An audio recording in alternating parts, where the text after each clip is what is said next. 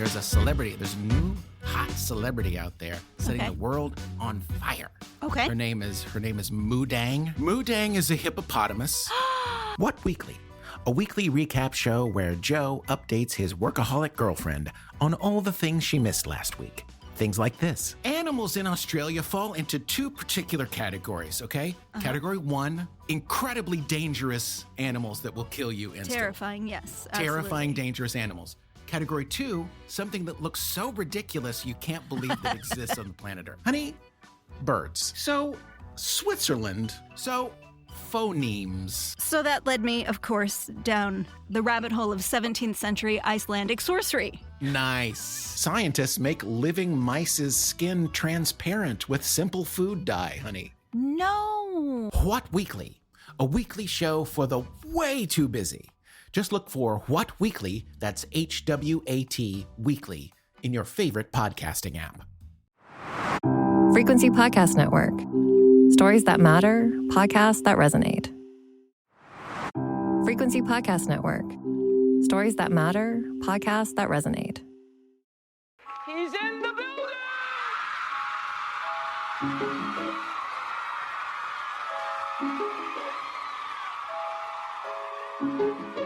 Drink the moment.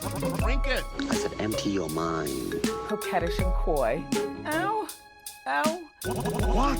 And there's people that are dying. The wickedly talented. More than great. It was historic. Crack is What? Oh, good for you. I have to apologize. One of the hottest. Hey, hotties, and welcome back to The Reheat, a podcast that re-examines the hottest celebrity news and scandals of yesteryear and asks, how would we react to the same events if they transpired today? I'm your co-host, Sadaf, and I warn you, I still have that very sore throat, so bear with me. I am stocked up on tea. I'm ready to go, but Sarah's going to take it away today. I'm your co-host, Sarah Sahagian, and we are all wishing Sadaf a speedy recovery, though we are enjoying her sexy COVID voice. It's like when Phoebe got sick on Friends, completely changed her voice, though I like your healthy voice too. Thank you. This week, we will be re-examining the eternal media maelstrom that is the Menendez brothers. So, in 1989, Lyle and Erik Menendez notoriously murdered their parents in a barrage of gunfire. Their parents had settled in to watch a James Bond movie at their palatial Beverly Hills home when the boys burst in, shooting their mom and dad multiple times, including shots to the kneecap, so it looked like a mob hit. Investigators described how gruesome and bloody the scene was, and the world reveled in the salaciousness of it all. At the time of the murder, many people assumed the money was the sole motive for the boys killing their parents. That is, once everyone realized it wasn't the mafia. But the brothers maintain to this day they were victims of sexual abuse by their parents and were trying to end their suffering by ending their parents' lives. It seems everyone has their own opinions on whether the Menendez brothers are greedy and overprivileged murderers or sympathetic victims of sexual abuse. Even when the brothers' lawyers take the day off, the world at large can't stop relitigating their story. Sadaf, what's your relationship to the Menendez brothers? And why do you think Hollywood is still so obsessed with them to this day? I mean, how many TV shows have we had about the brothers Menendez? It's been a ton. I love the brothers Menendez. That's what we should call them. So you know what's really funny? This happened just before I came into existence, but I remember I feel like they were the talk of Hollywood throughout the 90s because I remember tabloid covers and I remember my parents talking about this. I remember Oprah talking about it. It was constantly on TV. And I remember specific lines actually from the trial that have never left me, which is pretty wild. I don't think I could do that with any other trial. But I will say what's really been fascinating for me is back then I didn't really look deeper into the story. I mean, why would I? I was really young. It was kind of the first scandal I really heard about. And so I just went along with what everyone else said. I was like, oh, of course they're lying. Of course they're ridiculous people and they're selfish and spoiled and rich and whatever. And so their parents, poor parents, they killed them and they did it for no reason. They did it for their money, whatever. But all these years later, this is the one thing I will thank Ryan Murphy for, because of course the reason we're covering this today, the reason it's back in the news this week, is because he has brought us yet another scandalous show, this one called Monsters. And I guess the question is, are the boys the monsters or their parents? The show is horrific. I'm sure we're going to get into it at some point during this episode, but watching it for the first time brought me back to the case, and for the first time had me realizing they probably weren't lying, at least to some extent, which is kind of wild. So I have rediscovered this whole story in a whole different way, and it's kind of mind-boggling. Sarah, what about for you? What did you think way back in the beginning versus now? I remember seeing snippets of the trial on TV, on the news. I didn't watch court TV as a child, and I don't think anyone in my family did. But my dad's a lawyer, and he's never been a criminal lawyer. He's a litigator. But I remember him watching the case, and as somebody who'd, gone to law school, so knew something about criminal law, I remember him saying what some of the characters on the show have now said, where it's like, if the crime is that brutal, like you didn't hire a hitman, you didn't sort of do it in a way that was less violent, probably there is a lot more to it than just money, right? If you just want money, there are really non-violent ways, or at least non-gruesome ways to kill someone. Absolutely.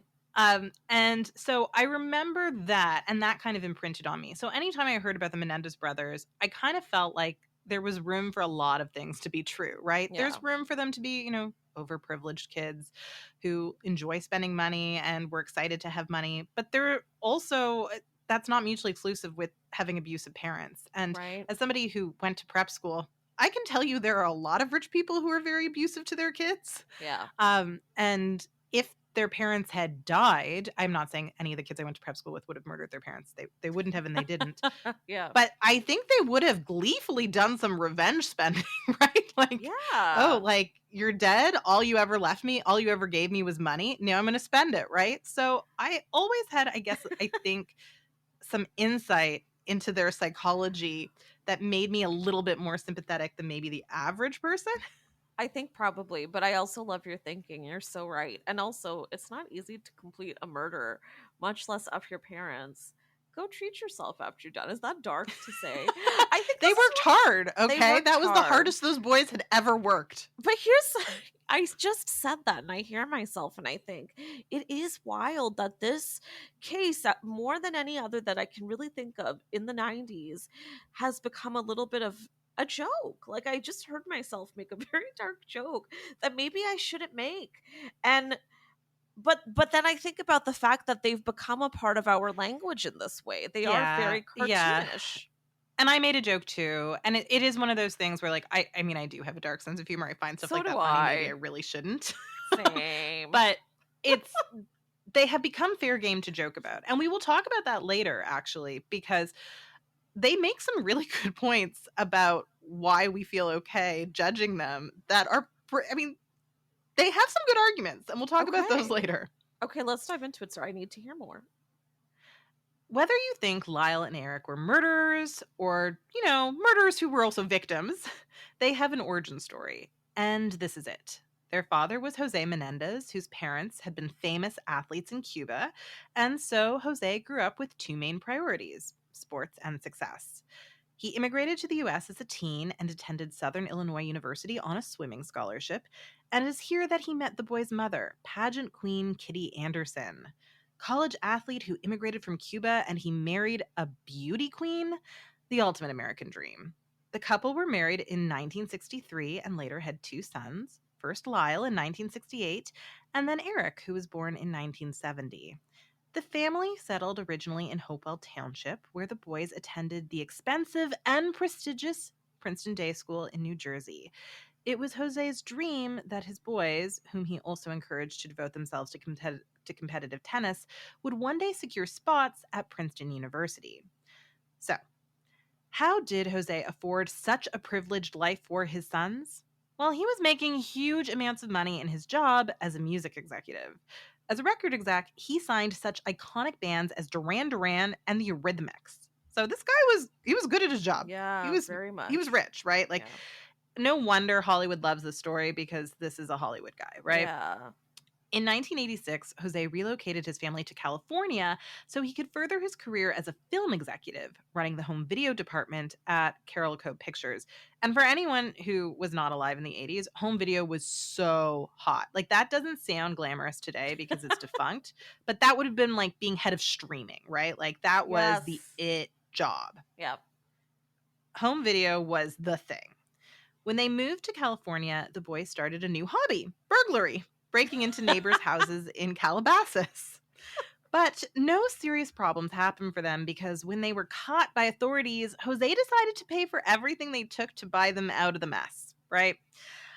Who knows, if he hadn't bought them out of it, maybe the boys would have learned accountability, maybe everything would have been different, but, you know, we can't change the past. Yeah, I think one thing we know for sure is these weren't great parents. No. That's a fact. Yeah. No, not great parents. Jose also moved his family to Beverly Hills, which was another way of kind of buying them out of the social stigma, right? So now no one knew that they were, you know, people who burgled their neighbors' homes, which is some ways is even more of a fresh start than just like paying people off, right? Like, that's a huge privilege that he just moves you and relocates you for somewhere where you can actually have a fresh start.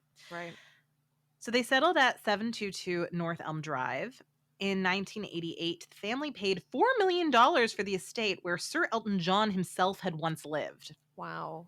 These were glamorous people, right? Like, it's very rich. I think when we hear the numbers today, $4 million is still a ton to pay for a house. But when you factor in inflation, like, wow, these people were rich and glamorous, and these boys were unfathomably privileged, right? Yeah. And factor in Elton John. My God. Exactly. I can't even eat at restaurants where he has lunch, and they lived in his house.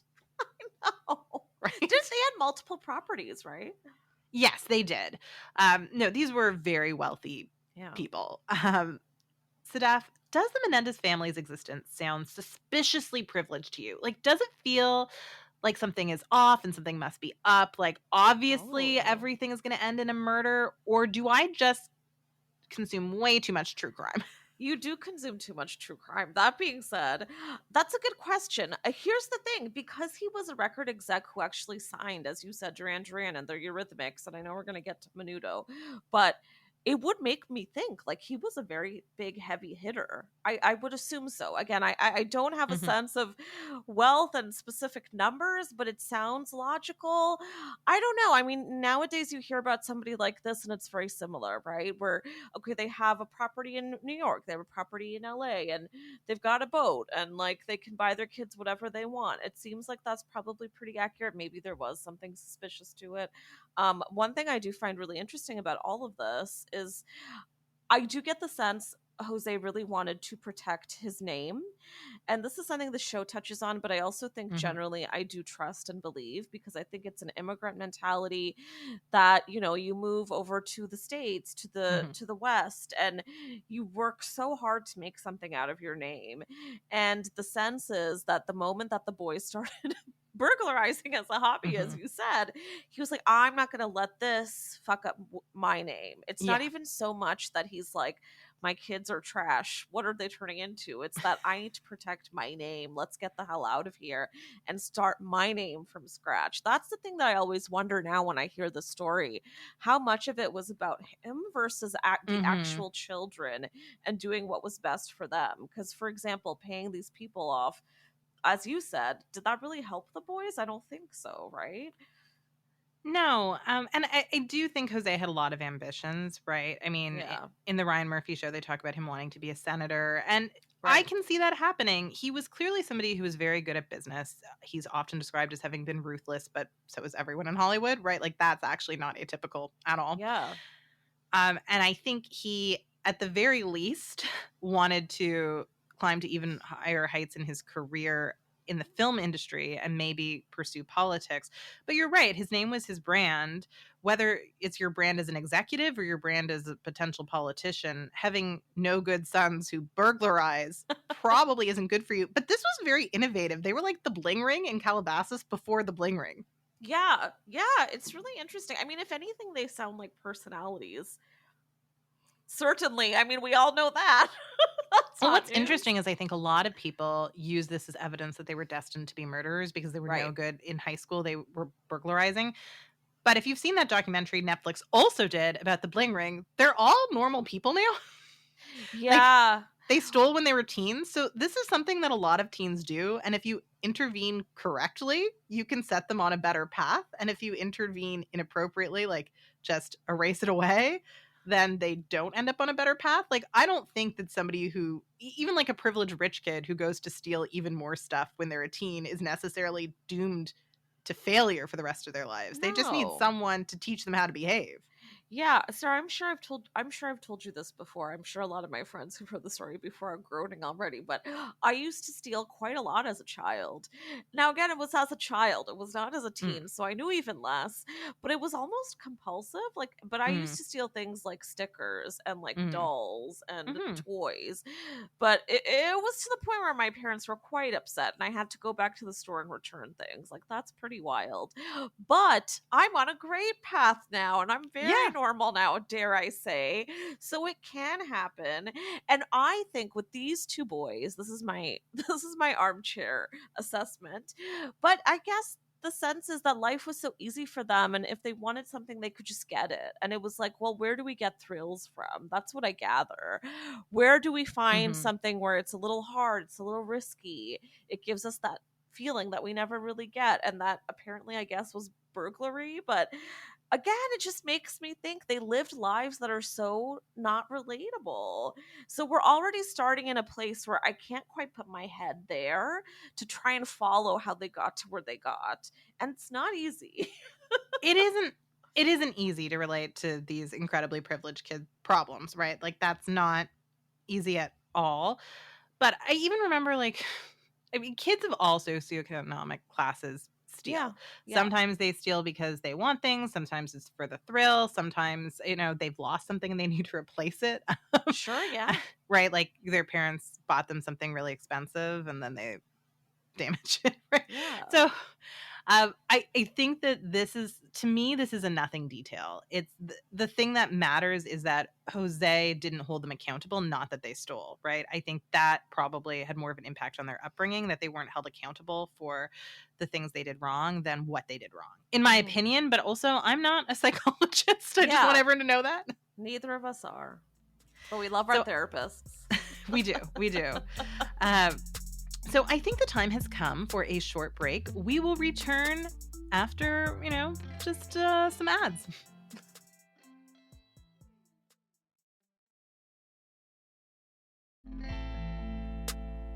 Okay. Behind the Menendez mansion door, things weren't so rosy. Lyle was suspended from Princeton for an entire year for plagiarizing a lab report in his psych class. To me, that is something you do because you think you can get away with it because your father made the burglary stuff go away. Probably. His father also reportedly pressured the elder brother into wearing a hairpiece because he went prematurely bald as a teen. And I do have to say, going bald as a teen, like, I know that's often played for humor that he went bald as a teen. That would be really upsetting. Kids would bully you for that. That would be hard. For sure. It felt like the brothers were never good enough for Jose. A 1990 LA Times article by John Johnson after the murders, a 1990 LA Times article by John Johnson and Ronald Sobel published after the murders referred to Jose as having been a larger-than-life character who possessed great charm and intense drive. He was in command of every situation, arrived first at every conclusion, and out-hustled every competitor. He also exercised great power over his household and hammered into his sons the ethic of success and achievement. So it might not surprise anyone that Jose Menendez reportedly told his sons he planned on writing them out of the will when they turned out to be disappointments. And it appeared that he meant this seriously because he actually confided in his brother-in-law about the plan. So when you're telling other people about it, it's probably not a hollow threat. When Jose and Kitty turned up dead in August of 1989, Jose had 6 gunshot wounds and Kitty had been shot a total of 10 times. For their part, the boys had an alibi. It involved an attempt to see Tim Burton's Batman and a food festival called Taste of LA. At first, the alibi worked. Lyle and Erik told the world they thought it was a mob hit, and people seemed to assume that his work in Hollywood had brought Jose into contact with some unsavory characters, and so a mob hit didn't sound that absurd. Sadaf, why do you think the murderous Menendez brothers got away with their lie at first? Why weren't they at the top of everyone's list of suspects? Do you think people assumed no one could murder their own parents so brutally? Was that actually something that protected the boys from accountability? Had the scene been less bloody, do you think they would have been suspected sooner? It's a good question. I think people probably assumed, why would these two boys commit such a brutal murder and so savagely kill their parents, especially because I get the sense that people really didn't know what their family life was like, right? And maybe not everybody knew about the burglary from the past. Not that I think that has actual any connection to any of this, but I think people were given a fairy tale view of them from the outside, and what was actually happening was blurred out. And by the way, I do want to say, I think part of the reason there was such a confidence in the idea that maybe there was a mob hit involved was because of pure racism for Jose. And that really pisses me off, because that to me is far more ludicrous. Like, what? Yeah, well, it just his film executive friends at his company probably would have known who was investing in their films, right? Yeah. So they would have known if people had mob ties or not. I don't know, just the mob doesn't come after people just out of nowhere, right? Like, there has to be a deal that goes south, right? And so the police, you would assume, would know that there hadn't been, right? That they couldn't trace anything to the mob, really. I mean, I guess there were like some tangential connections that they were really making a meal out of, right? I mean, they do mention it in the TV series, right? Like these like small things that could be seen as glimmers of evidence and connections with the mob, but really it was not. Occam's razor would suggest it was not the mob, right? And so you're right. A lot of it is racism. A lot of it is lazy policing. Yes. Which people don't talk about enough. The police was so lazy with this case. Isn't it true that there was so much evidence that they didn't even examine on the day of when they walked in, right? And even when it came to the brothers, they didn't even suspect the brothers. They didn't really question them, right? In the way that they should have, or... No. Yeah. There's a lot that they missed out on, I believe. Yeah, there's a lot of evidence. They didn't check the brothers for gunshot residue the day of. There's a lot of stuff they missed, right? They just sort of showed up, saw two rich, handsome boys who were crying and just thought, okay, they couldn't have done it, right? So, I mean, had those boys not been wealthy, I think likely they would have been checked for gunshot residue. But they just sort of believed them because, it's Beverly Hills. Kids in Beverly Hills don't kill their parents. Like, why not? Yeah, and here's the other thing too. I mean, by the way, both of the boys are white passing. Their mother's white. Yes. But also, this is something you and I have discussed in so many episodes before, why some men get away with literal murder. Because they can be so charming. And I think that's something these two have always had, right? Down to the trials, they're full of charm.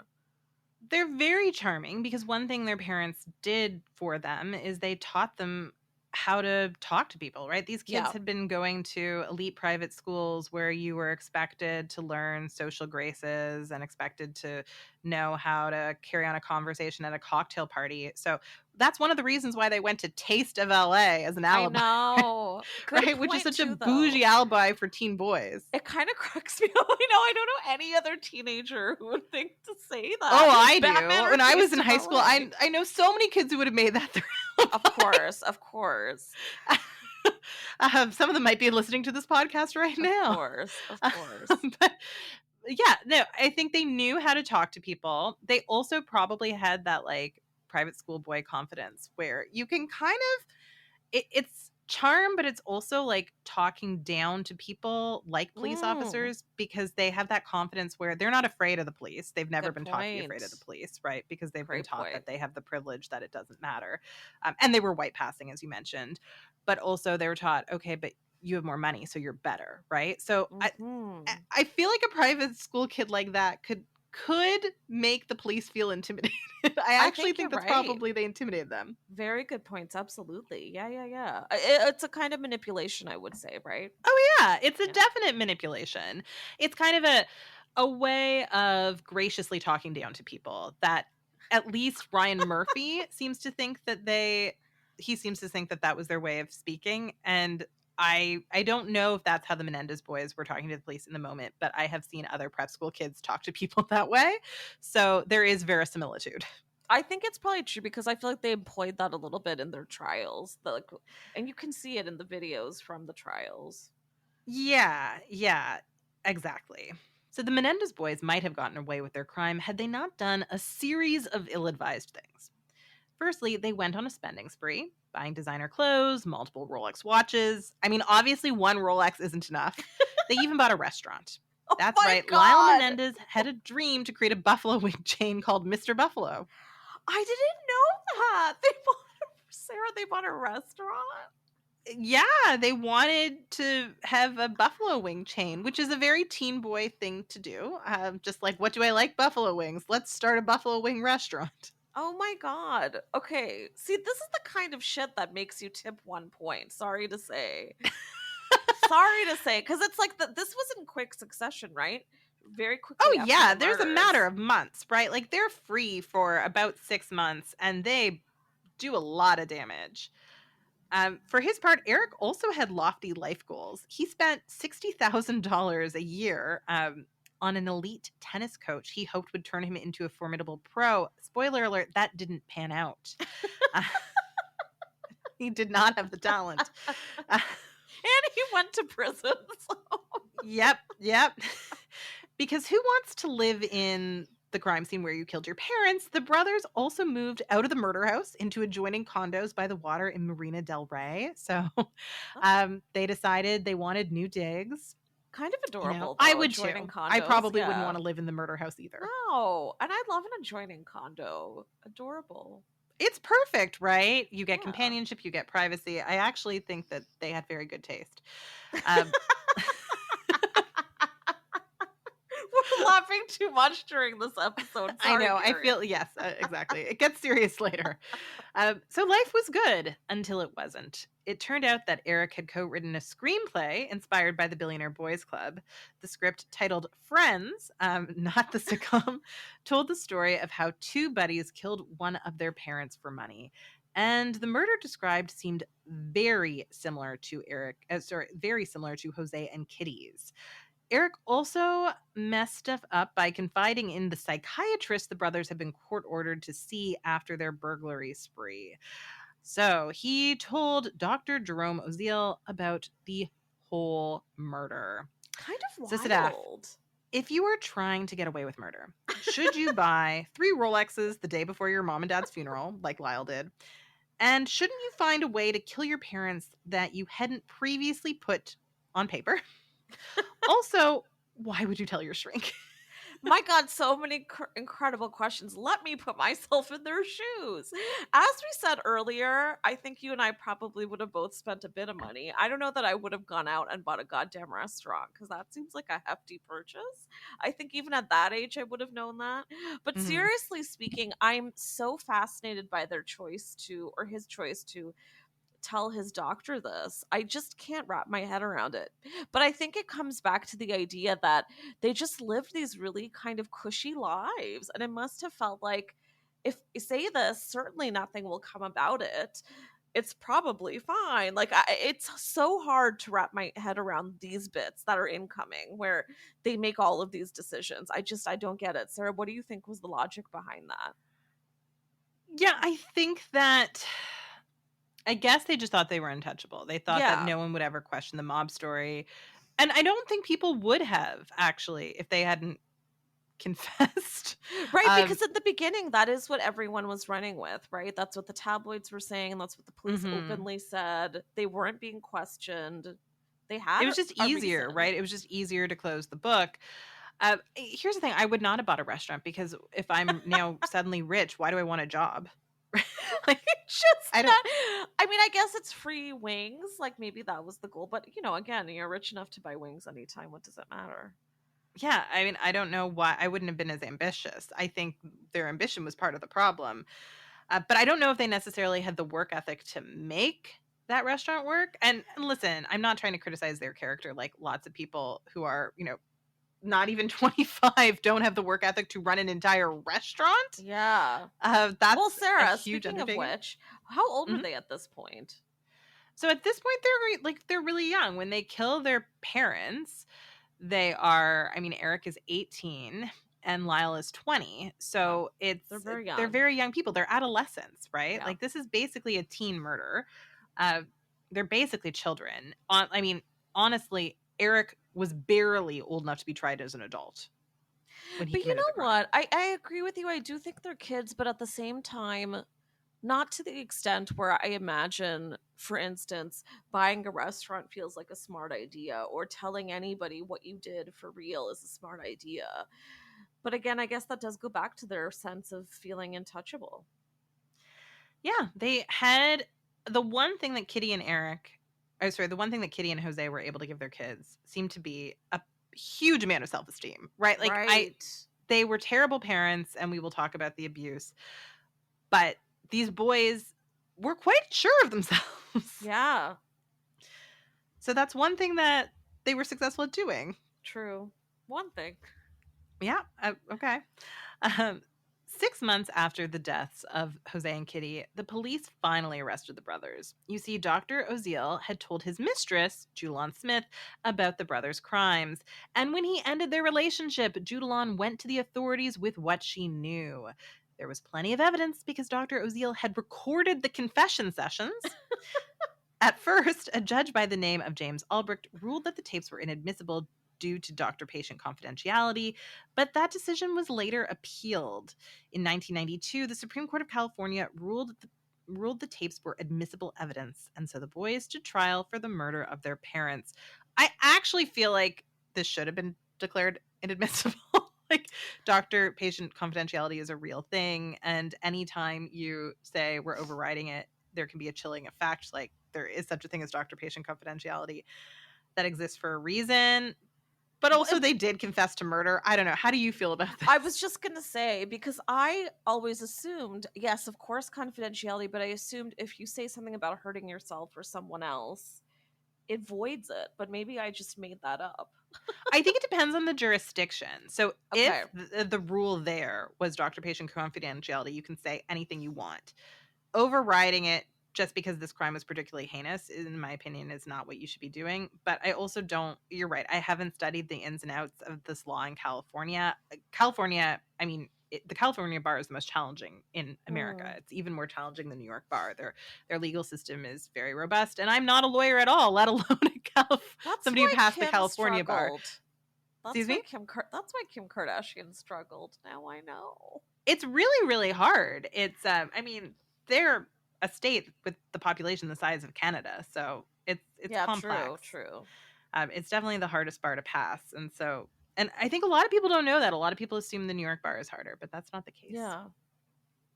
So the Menendez trial was a sensation in the media and basically became prototypical reality TV when it aired on Court TV in 1993. If you are interested, all 121 episodes from the opening statements to the eventual retrial are still available to view through Court TV Online. So you can watch this. All of it. You can watch all of it if you want. Sadaf, to what extent do we think watching the Menendez trial primed America for the OJ trial, which also happened in the 1990s, the trial of the century? Would watching OJ's trial have been as much of a mainstream cultural phenomenon, do we think, if the brothers Menendez, I'll say it again, hadn't gotten us accustomed to the idea of watching trials like soap operas? Oh, do you think my they broke God. the ice? Oh, yeah, absolutely. God, I mean, I think 90s California crime was really something. Yeah. And actually, the Ryan Murphy show even shows this. OJ did literally at one time have a cell right next door to Erik Menendez, which is so wild. So these did happen like right next to each other, kind of wildly. However, at the same time, I think the OJ trial, listen, he was an actual celebrity. He was a really popular athlete. And he's also a black man. And this was his wife. a white woman who was the victim in the story. So there was even more, I think, to that story that came off quite scandalous. That said, I think this definitely paved the way. I mean, my God, it is so weird that can you still do this? Like watch court trials on court TV like you could back then? I'm not sure. I'm not sure how often. I'm not sure if you can still do that. I think you can, but it also fell out of favor, right? Like we started to realize as a society that this was a massive mistake and this was very tacky. But you know what's really interesting? Fun fact, or not so fun fact, but Gen Z is now rewatching these 121 episodes and they're posting them to TikTok because they are very much in defense of the brothers Menendez, which is really fascinating. I know we're going to get into kind of this relitigation, but I do think it's interesting now in a social media world how those moments are being taken and turned into something else that's much more digestible. Imagine if we had Twitter and TikTok back then. It would have been a pure circus. It already was, but it would have gone over the top into a whole other dimension. My God. I don't know. Well, absolutely. We had Court TV, now we have TikTok. Social media is different though because the media can kind of create an overarching narrative and it's harder for other people to weigh in. Because of social media, there's more pushback, right? If the media tries to tell us one thing, people can object. So it would have been interesting. There would have been, I think, a lot more debate, whereas the media at the time in the 90s just sort of mostly lampooned the boys. You're right. That was the mainstream view, and that was kind of because we had a monoculture. That was mostly what you saw. But that wasn't the whole story, at least not what was told at trial. What happened at trial, I mean, shocked everyone. The prosecution presented the narrative that you would expect. They presented a narrative that the boys had wanted their parents' $14 million fortune. As Johnson Sobel's 1990 LA Times headline about the case read, Jose Menendez gave his children everything, maybe even a motive for murder. Ooh. But that motive was quickly refuted by esteemed defense attorney Leslie Abramson, a woman who's very good at her jobs. And the boys win. They had their day in court. At trial, they dropped a bomb. Erik and Lyle alleged Jose had sexually abused them. For his part, Lyle claimed the abuse ended at age 8, but Erik maintained he'd been abused up until they murdered Jose. In fact, the brothers claimed that after threatening to expose Jose's abuse, he had threatened in turn to kill his sons. The murder of their parents was spun as a way to end the abuse and preserve their lives. So why did Kitty have to die? Well, the boys argued that she knew about the sexual abuse and did nothing, so they essentially saw their parents at that time as one person. A lot of people were pretty dismissive of Lyle and Erik's justification that they had to kill their parents because of the abuse. Legal scholar Alan Dershowitz, who is actually a piece of shit for many other reasons, labeled it the kind of quote, abuse excuse that enables people to get away with murder. For his part, Lyle posited in his 1996 Barbara Walters interview that there may have been gender bias at play. He basically said that if one or both of the brothers had been girls, the idea of killing their parents to end sexual abuse might have been seen differently, perhaps more sympathetically. So my question to you, Sadaf, is this. Do you think it's fair to suggest that gender put the brothers at a disadvantage in this case? Had they been the Menendez sisters, or had one of them been a girl, do you think we would have been more sympathetic? Oh my God, yes. There's no doubt about it. Again, this was the 90s. We're still at a time when it's taboo to talk about boys, men being sexually assaulted. So imagine back then. Like, this is ludicrous. This is the most difficult, disturbing bit of all of this, because I think it was just bias. It was the judge's bias. It was the lawyer's bias. Wasn't there someone, I don't know if they were in the jury or if they were on the prosecution, but they said they don't even believe boys can be raped or men can be raped. There were people saying stuff like that. Like, it's terrible. And I mean, we've made a bit of progress today. I think there would have been more sympathy for the boys today, but you're right. There's still a stigma. These were very physically fit boys. So I think a lot of people just wondered why they didn't just like punch Jose, right? Yeah. And it's more complicated than that, right? When you are abused from the time you are a small child, you are somebody's psychological prisoner. Just breaking that abuse and escaping can be very difficult. There are a lot of psychological studies that prove that. And had they been sisters who got revenge on their parents, who, one who sexually abused them and one who did nothing, and then spent their money, I actually think like a lot of people might have seen them as feminist heroes. I kind of am fascinated by that. Yeah, I think 100%. I don't think they would have gotten a completely easy write-up, but yeah, it would have been so different. Yeah, I mean, I definitely don't think they would have been let off the hook by everyone, because we know that there are women even today who kill their abusive husbands and still end up in jail, even though, the husband was horrible, and there are plenty of witnesses who say that he was going to kill her, right? So I don't think they would have gotten a free ride, but I do think they would have had their defenders, and the boys at this time did not have many defenders.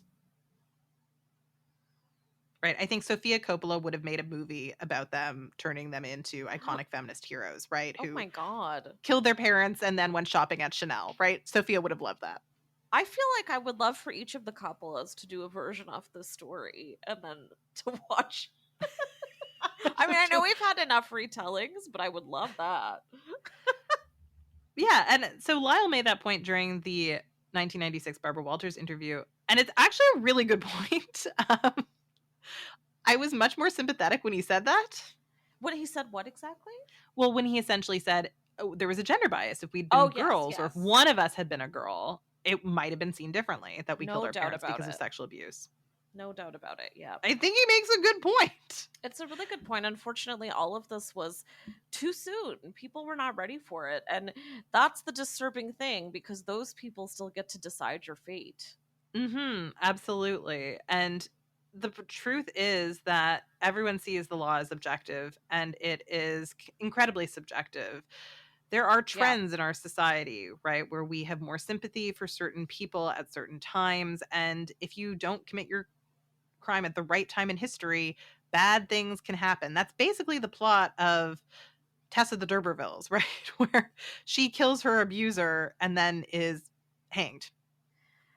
Yeah, actually. Wow, that's a good reference for this. And I think that's such a good point. And also just makes it all the more devastating because, again, as we go over it now, we can see that now. And I wonder what it would have been like if this trial happened in 2024. It would have been so different.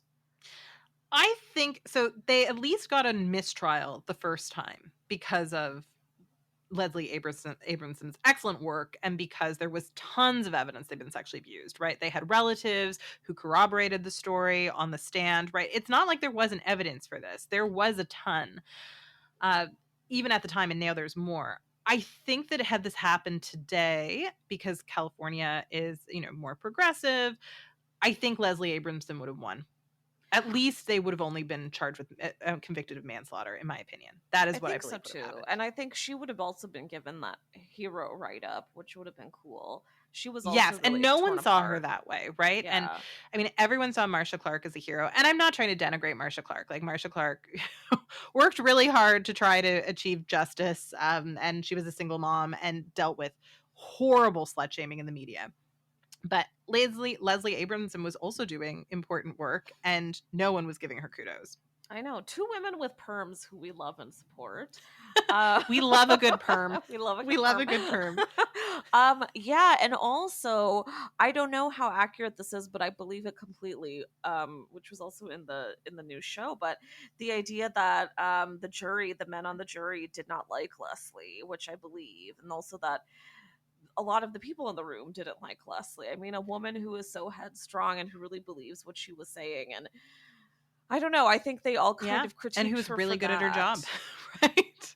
Yeah, exactly. Is it also true that in the follow-up trial, didn't the judge also decide not to place an emphasis on all of the evidence supporting sexual assault and molestation? So I think some things got thrown out, and they still had... They were still able to talk about the abuse, but yeah, it was a little bit different in the second trial. And I won't get into the specifics here because I'm not a lawyer, and so I don't want to misrepresent anything. But if you're interested, you can go and watch. There are lots of videos and documentaries, as well as just written reports that explain the evidence in the first trial versus the evidence in the second. We'll link to some of it. Yeah, absolutely. So I think it's time for another break. We will be right back.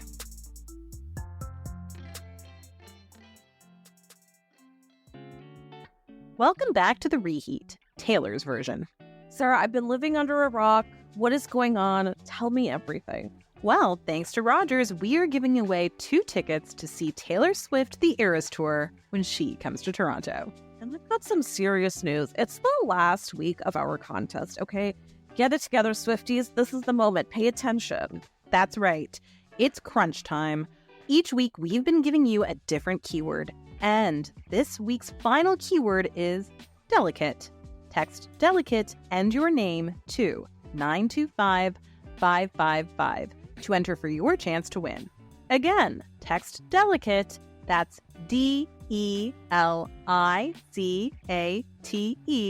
and your name to 925-555 for your chance to win.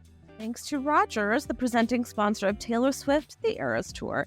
Standard data and message rates apply. See contest rules linked in the description of this episode for details. We know whoever scores these tickets is going to be a dedicated fan, so if that's you, now is your time to shine. Good luck!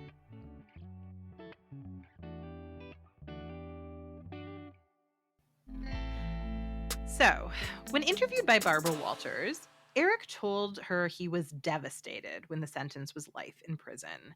However, he did concede what we did was awful.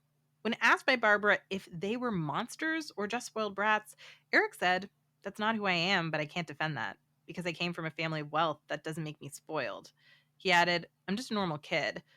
For her part, Barbara scoffed and said, "Oh, Erik, you're a normal kid who killed your parents." I can hear her saying it. Oh yeah, yes, she is not having it.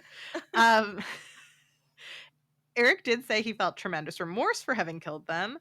The brothers also told the legendary reporter that they felt they had to kill their father because they worried he would kill them to shut them up about the abuse. So they're consistent to this day with what happened and what their motivation was. I mean, they did lie at first, right? But after they covered up the crime, they have told one story, which was they were sexually abused. They were worried he was going to kill them. And the whole thing that he's writing them out of the will, I think also can play into it. Like maybe that was at the back of their mind also some motivation. But like both things can be true. Yeah. But while Barbara was reasonable to point out that killing one's parents isn't exactly normal, it's not normal. No. Barbara pointedly asked about the rumors that Erik was gay in the interview, a rumor Erik explained he thought was promoted by the prosecution and underscores the fact that we assume if a young man doesn't stop sexual abuse that he's enduring, he must somehow like it. So I agree that that was a homophobic rumor, and I think that Barbara should have known better than to bring it up. It's so insensitive to a victim of sexual abuse. Mm-hmm. But then again, that made me think that maybe she just straight up didn't believe that they had been sexually abused. I have to say, in retrospect, I do think that. I think, listen, I mean, let's not forget, it's hard to imagine if you're new to this now, but at that time, it was overwhelmingly believed that they were liars. Like, that was it. There was no other side. Nobody believed the other side. You were crazy if you thought it was true. Mm-hmm. So at that time, Barbara asking him this probably didn't seem that crazy, but it was terrible. She should not have asked that. No, we now know that. I mean, she really shouldn't have. I mean, this was a question that was mainstream at the time. I actually don't even want to fault her too much for that because no one would have let her get away with being sympathetic to these boys. Like, she would have been a laughing stock. Yes. So I'm not blaming her. I'm blaming the cultural climate. But it is like the fact that it was okay to ask that question in the interview really does play into the homophobic discourse surrounding Erik. Yeah. SNL's parodies also went hard for the brothers. They really mocked their tendency to cry on the witness stand. And keep in mind, the brothers talked about very intimate types of sexual abuse on the stand. So I'm not going to go into the details here about exactly what Jose did, but the testimony is available if you feel like you're up to hearing that. It's on the public record. So the 2 relatives that witnessed what happened, there was a third who couldn't testify, but 2 relatives of the brothers even corroborated at trial that the boys had in fact been sexually abused. And yet the whole world mocked them for crying on the stand when they had to talk about this abuse. After 2 trials, the first ended in mistrial. The boys were eventually both sentenced to life in prison. this was not the worst case scenario. So good for Leslie Abramson. The worst case scenario was the death penalty. But of course, it wasn't what the boys wanted. They would have preferred a sentence where, they didn't have to spend the rest of their lives in jail, which is, I don't think anyone wants to spend the rest of their life in jail. In prison, the two boys remain. Now they are men in their 50s, and the brothers have also gotten married while in prison. So, love knows no bounds, right? Omar agrees. Yeah, absolutely. We love. There is even a glimmer of hope for these two famous patriciders. In a 2023 Peacock docuseries, Menendez and Menudo, Boys Betrayed, former boy bander Roy Rossello alleged he was drugged and raped when he was a teen by none other than Jose Menendez.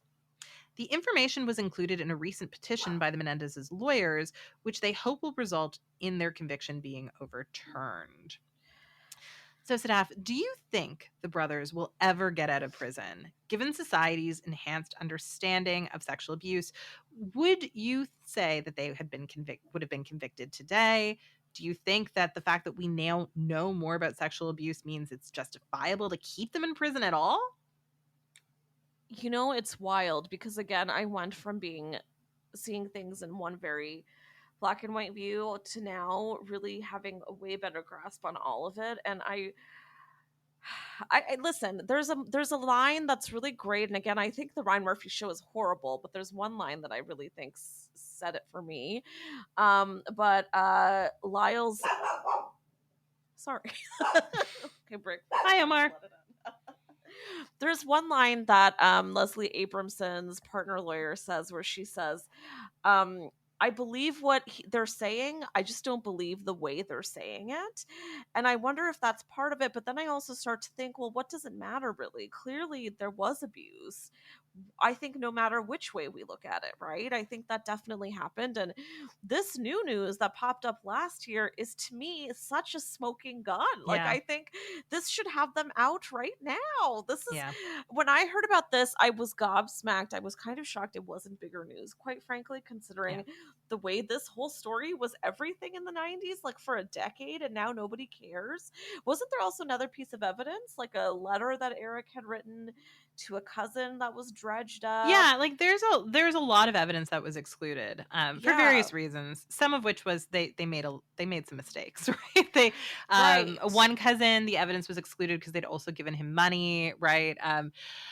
So it's complicated. It's a complicated story, and the boys were not perfect, but they were on trial for their lives. The death penalty was an option, so I do understand that maybe at some point they would have felt like they needed to pressure people to defend them on the stand, right? I don't know what I would have been like in that situation. But here's the thing. These people have been in jail for over 3 decades. So even if you think they deserve to pay for what they did because, they could have just run away from home, they have paid for it, right? It's not like spending over 30 years in jail is trivial, right? There are some countries where you would be out even if everyone accepted that you murdered someone for no good reason.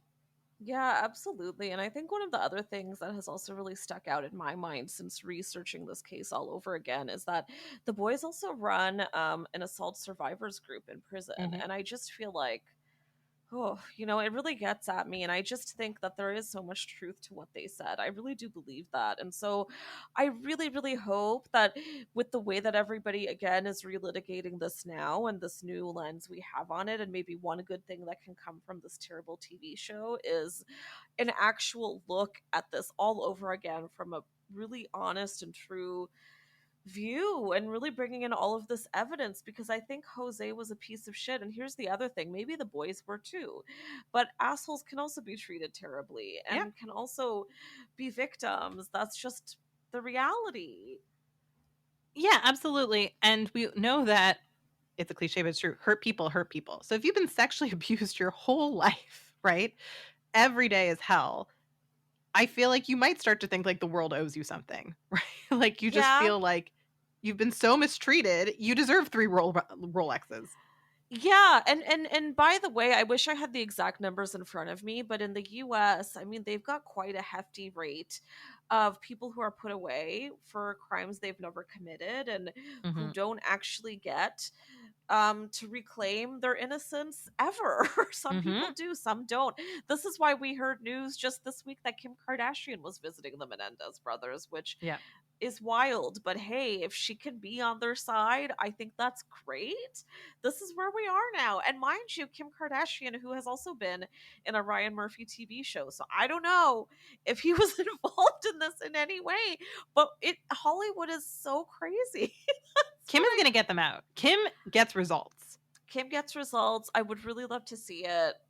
It's a weird world that we live in, but if this is what it takes, I'm here for it. Exactly. I mean, if you have Kim Kardashian on your side, she's done a lot of really great work to get people freed who shouldn't have been in prison. So, I mean, kudos to her. I know people like to use her as a punchline, but this woman has done more for the world than a lot of celebrities. I'm not saying she's perfect and that she's never made mistakes, but she has done more for society at large than many celebrities who get much better publicity. Correct. I love that woman. Okay. I love her. So while the brothers could be released from actual prison if the court agrees, it's unclear whether they will ever truly be free in the court of public opinion.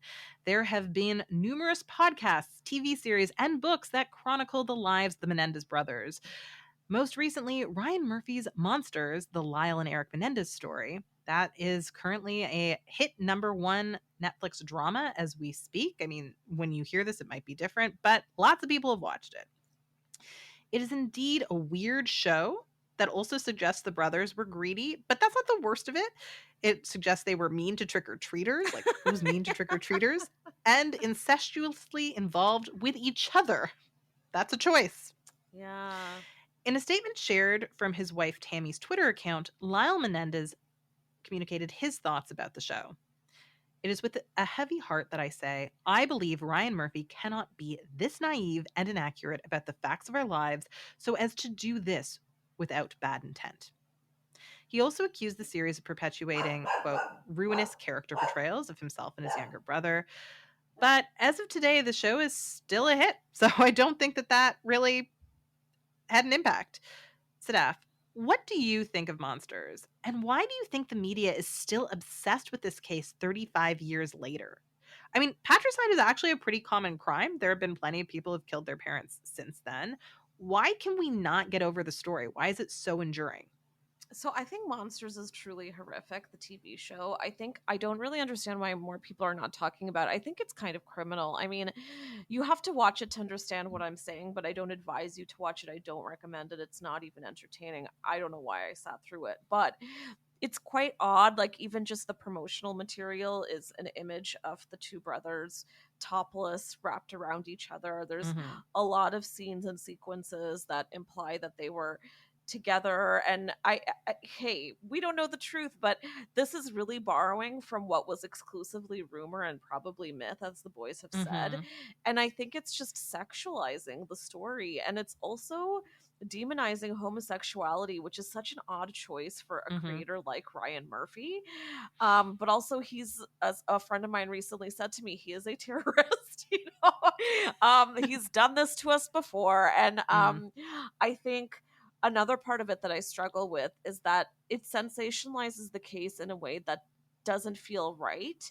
It feels like we're doing it just to mock and to criticize.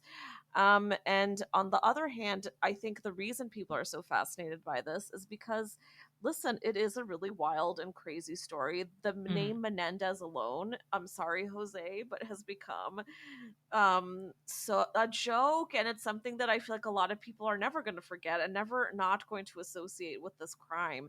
Hollywood crime is always an interesting story, just like the OJ one was. I just don't think people are going to get over that anytime soon. What do you think, Sarah? It seems to me like a late 20th century version of the Black Dahlia, right? Like, I don't think we'll ever truly get over the Black Dahlia. It will always have its resurgences. I think you're absolutely right when you say it was just so sensational. It was just, there was so much going on. It's such a batshit story. And because of that, we will always be interested in it. And also, I think that different versions of the show take a different perspective. And everyone seems to want to give their day in court or at least the court of public opinion to their version. So many creators want to do that, right? Like the version it came out a few years ago with Edie Falco portraying Leslie Abramson was very sympathetic to the boys when it came to sexual abuse. And that was interesting because you hadn't really seen anyone take that sexual abuse claim as seriously before. And it was a great tribute to Leslie Abramson, the work she did, the fact that she had always believed those boys and wanted to save their lives. It made her a very noble character. And now, even though more time has passed, and in theory, society has had more conversations about sexual abuse that should have changed people's minds about it, we have a less sympathetic series when it comes to the sexual abuse aspects by Ryan Murphy. So it just feels like something that should have come out 20 years ago.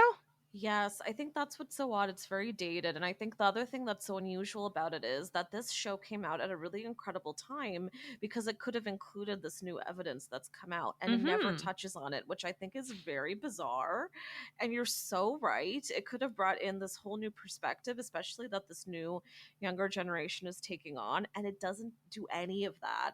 It's so outdated. But to touch on your Black Dahlia comparison, I do think that part of it is when there's a space there where you don't really know what happened 100%. We're always obsessed with those stories, right? Like similar to OJ. Again, it's pretty clear what happened, but there is a little gap there. And it's the same thing with this one where I think I also know what happened with this case. But again, there's still a little bit of a gap there. And as you said, people love to fill it in with their own perspective, and everyone wants a chance to say what they think is true. I'm over it. I hope that this is the end. I'm over it too because these boys were not celebrities. Like OJ was a celebrity. He's a person who cultivated celebrity, right? Like it's not like he ran from it. He was famous. And I still think actually we as a society talk about that trial more than we need to at this point. It's been over for so long. I'm not sure why we feel like we're actually nostalgic for it. Yeah. But the Menendez brothers really were not supposed to be in the public eye. Their dad was a film executive, and so it was a Hollywood story, but it felt like people were treating them like people who had asked to be famous, and they were rich, spoiled kids, but I don't think they were asking to be famous. I don't think they were either, although we do know that Erik did want to be an actor at some point when he was younger and maybe a model. And I think that's been used against him in this way. I mean, well, I mean, you're right. I mean, I shouldn't say that they had no ambitions, but to me, criticizing them for experimenting with acting or writing screenplays is like the people who criticize Amanda Knox for doing media work now that she's been exonerated. They'll be like, if she doesn't want people to talk about her case, why doesn't she just go away? Well, you don't have to give up on every dream you've ever had or stop trying new things because you were once accused of murder, right? And I know Amanda Knox was exonerated. This is a very different story. She is not like the Menendez brothers. I'm not making a false comparison. But I do think that we can be really critical of people who do anything creative and kind of refer to them as fame whores. Yeah, and also when you're on trial, everybody holds a microscope to every single thing you do, right? And everything can be used against you.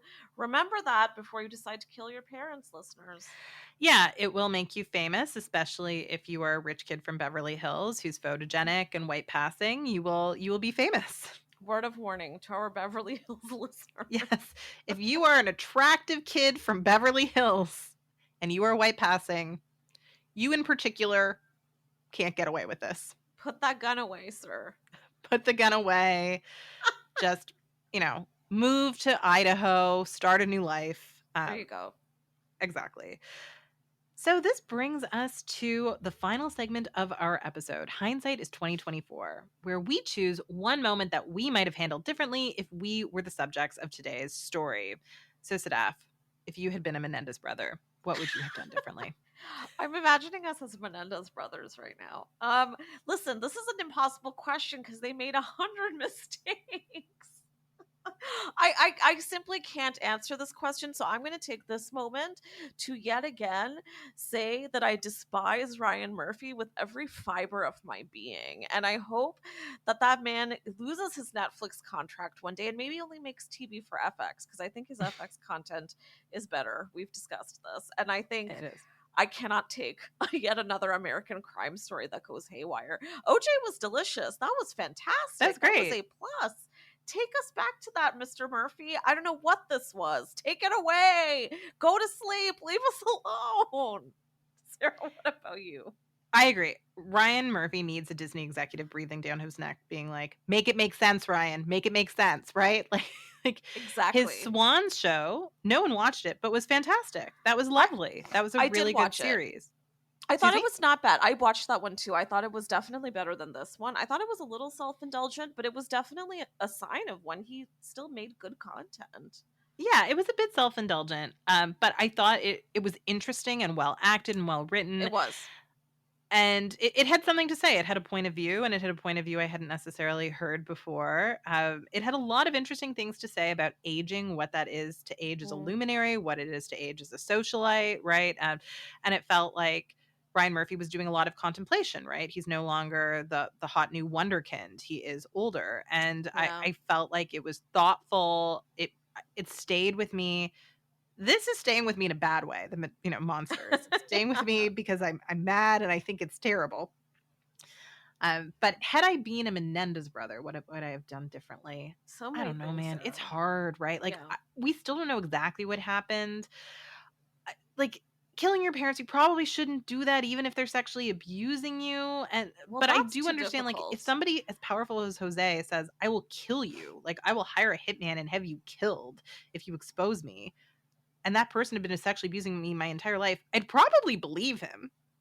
I mean, I think that's where it's tough, because if all of this is true, and I'm inclined to believe that a lot of it was, let those two people rot. Sorry to say, but this is what they describe. And again, if you want to look it up, it's quite graphic. But the details that they described of how they were abused, they were tortured for years. And I just, again, we don't know what really happened, but if it is true, it's hard to digest. Let's put it that way. Is. And I guess maybe what I would have done is I would have researched what mob hits look like. And not, beyond the, like, I saw on a TV show that the mob hits people in the kneecaps, right? Like, the mob doesn't typically go to your house, right?